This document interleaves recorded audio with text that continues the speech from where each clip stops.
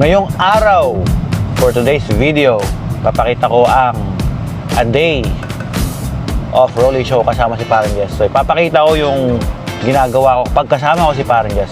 Ang hindi nakita ng tao, gumagawa lang kami ng content, hindi nila nakita yung behind the scenes talaga ng sa perspective ko as a manager, diba? So bibisitahin nila. So usually yung routine namin, kikita kami sa Nets or sa Melrix or sa Vernas.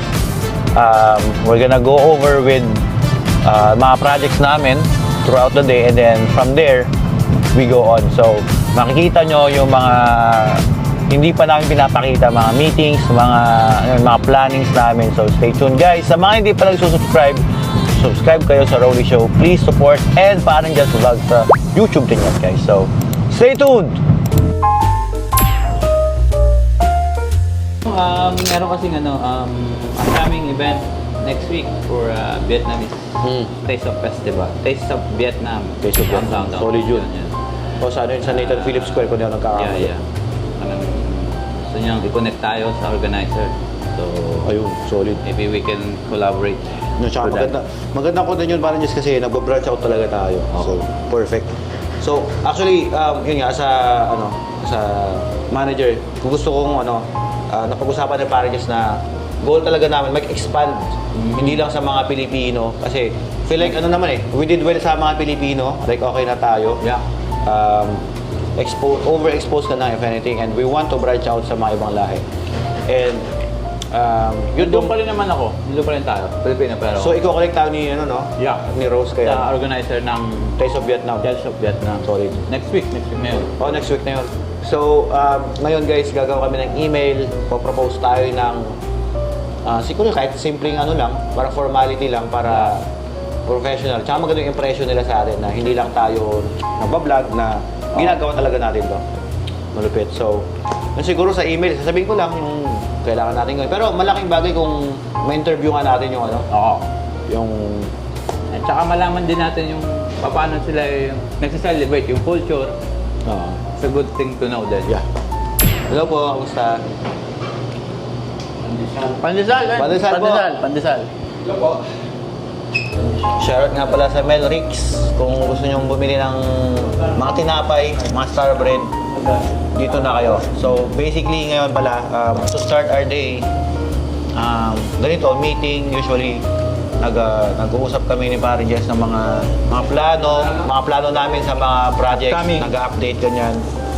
So sa creator circle naman, okay na tayo. Yeah. Kasi sinagot na ng days yung lahat. Tapos Exclusive for sa them. naman, na-confirm ko na rin, may mga onti na lang na hindi pa nagko-confirm. Pero mostly, set na tayo sa mga creator. Ayan, so kung hindi nyo pa napapanood yung creator circle na vlog, panoorin nyo na yan. Follow nyo rin yung page ng Meet and Eat. Meet and Eat. For updates. Yung sa Hatid, anong update natin? Okay ka na sa video, no? Sa Hatid? Hatid, I think meron pa tayong isang kulang to follow up. Okay. Pero kasi video natin. Yung sa Hatid naman, I think ang update ko naman, wala pa sa Apple Store yung mismong Hatid. By the way, ang Hatid Logistics ay isa siyang app na parang Uber or parang All-in-one. In-one app. ano yung word na yun? Yung delivery/courier app. Grocery. Tailored para sa mga Filipino businesses dito sa GTA o dito sa Toronto. Lahat na. Yun. So mamaya tatawa. Actually, Puntahan natin mamaya. Pero before tayo pumunta, tawagan mo muna.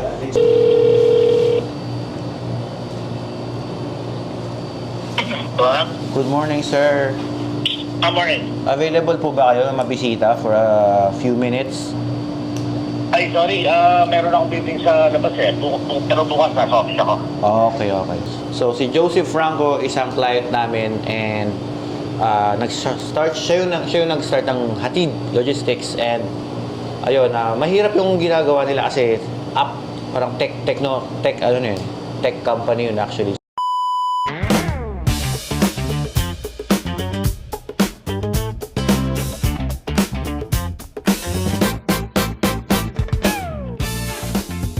Okay guys, next destination tayo. Hindi ko pa alam kung saan tayo pupunta, pero kakatapos na namin gumawa ng content this. Oh! Starbread order ko ah. Ano ba hugis ng Starbread? Star. Mukha ba tong Starbread? Maghintay ka.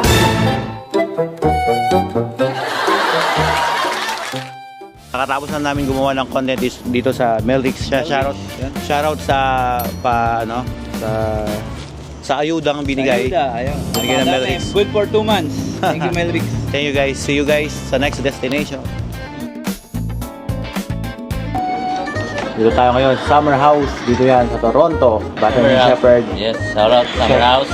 Isa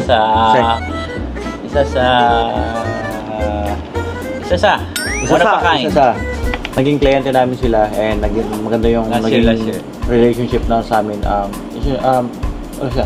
Fusion siya ng Filipino at Thai. Chinese. Very unique. And we're just going over mga content ni parang just tinitignan namin. Nire-review namin. We do a lot of assessment pag nagkikita kami. Pag tinitignan natin, ito nag-viral tong Ilocos yung panonood niya a couple of months ago. Almost 1 million views. Wow! So pansin ko. And hindi lang siya basta viral sa views. Viral din siya sa mismong actual dun sa tindahan. Talagang Kumbaga madaming pumunta. Madaming binilahan talaga sila. Na-overwhelm sila. Actually, malakas yung Ilocos yung panada, viral eh. Kaya sa lahat mo, halos lahat ng inaano mo, pumapalo. Pati yung, actually maganda yung thumbnail niya ngayon, malinis tignan. Yun yung isang nabago natin from before. So ngayon, Beef Paris, viral din, grabe. Ewan ko makikita nyo. Solid. This year, na-mention ko kanina sa Melrix yung pag-expand natin. And ngayon, madami kami nakikilala mga content creator outside of the community. Madami kami nakikilala mga businesses na potential na pwede maging client sa marketing at saka sa social media. So, yung isang trivia pala guys, hindi nakakaalam. Ayun, more than just content. Sir, musta? More than just content creation, si parang Jess, marunong na rin siyang, actually, yun yung nagugustuhan ko sa kanya, work ethic niya. Marunong na rin siya mag-handle ng social media. So, hindi namin sasabihin yung mga hinahandle niya, pero he handles a couple of social media na mga businesses. Sa mga hindi rin nakakaalam, isang bago yung paggawa ng content, pero yung ginagawa namin talaga, marketing effort towards, para mapapunta yung mga tao sa... Full blast. Oo, talagang kasi anyone can do content, di ba? Pwede akong gumawa ng content, pero may pwede gumawa ng content. pero mapapapunta ko ba yung mapapapunta ni parang Jess? Yun yung difference eh. So, from a business perspective, gusto ko yung may ROI. Pag nagpa-promote ba ako kasi... Oh, how are you? Hey, here? Say hi to the vlog. This is the owner. Can I, this is a video. It's okay? Oh, no problem. Yeah. Shout out to Summer House. Yes. Very nice, Very nice person. Yes, Yeah. he treats us Good like cook. family. Especially pansit. Oh, yeah. Stir fry. Yeah. And he's not Filipino, by the way. So to all the viewers, he's a Thailand. Full Thailand or Chinese? I'm Chinese. Chinese, not Thailand. Not Thailand. Tupoki, come to my restaurant. My Yes. owner. Chinese Filipino. Yes, he's Filipino for me. He's certified Filipino. And yeah, we're just talking Just about. to visit you and Right. say To say hi. how are you? Hi everyone. Yes. Thank you. Thank you. So, For to be honest, so we're not really here to eat. We just want to make content. okay. Yeah, you don't have to cook anything. Yeah, no problem. You leave me. Okay, yeah, we'll let you know. Okay. Yeah. Thank you.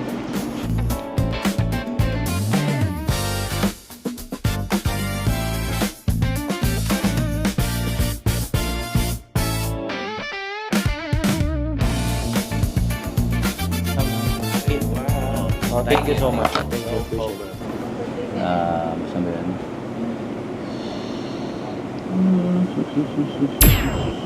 And this one. Ako nga pala yung pinapanood namin na idea ni paring Jess. Lakas ang magat. Pizza? I don't want that. Pasta? No, I don't want that. Sandwich? I don't want that either. So, nag-skip. Mag-serve ako as server. So, gagawin na natin. Behind the scenes, kailangan natin ng cameraman. Buko si paring Jess. So, ang sasabihin mo, parang... What do you recommend here? Tapos sasabihin ko, magsasuggest ako, tapos parang lahat. Yes. Yung punchline is yung doctor, parang gano'n. Doctor. Then doctor. Why? For what? You need a therapist. Therapy. Sigaret siya yun.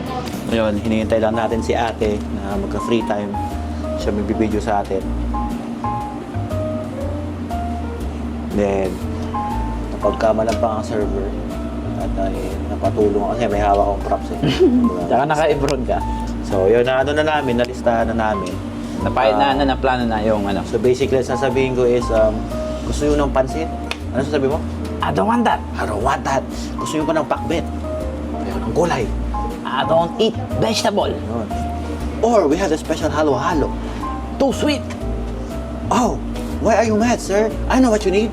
A therapist. Yun po yung punchline. So, stay tuned. Ready? Hi, sir. What can I get you? What do you recommend here? Would you like pancit? I don't want that. We have a special chop suey over here. No, I don't eat vegetable. No? What about our special halo-halo, sir? No, it's too sweet. I think, sir, what you need is a therapist. Why are you mad? Hi, sir. What can I get you? What do you recommend here? Would you like pancit? I don't want that.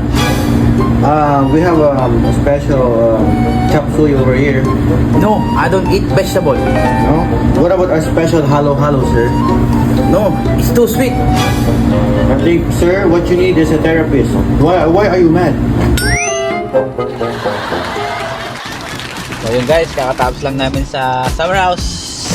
Punta kami ngayon sa Little Manila sa may Butters and Wilson. So nga pala si Rolly Show. Maulan. Pero maganda kasi kanina sobrang init din eh. So okay lang. walang hindi kami matitinag sa ulan. Ulan lang yan.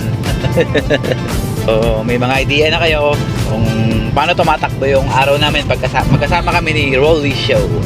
Halos araw-araw naman kami magkasama eh. Nabigyan kami ng Idea yung workflow namin kung paano. At least kasi nakikita lang nila result na eh. Hindi nila alam yung behind the scene talaga na nangyayari sa likod ng camera.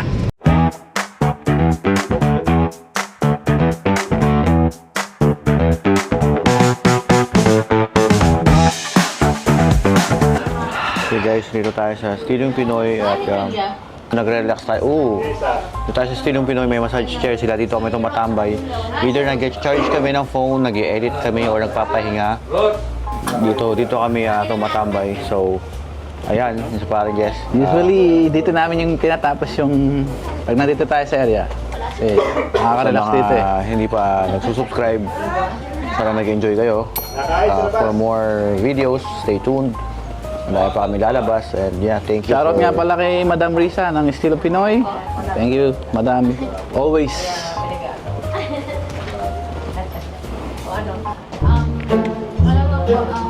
Sana nag-enjoy kayo.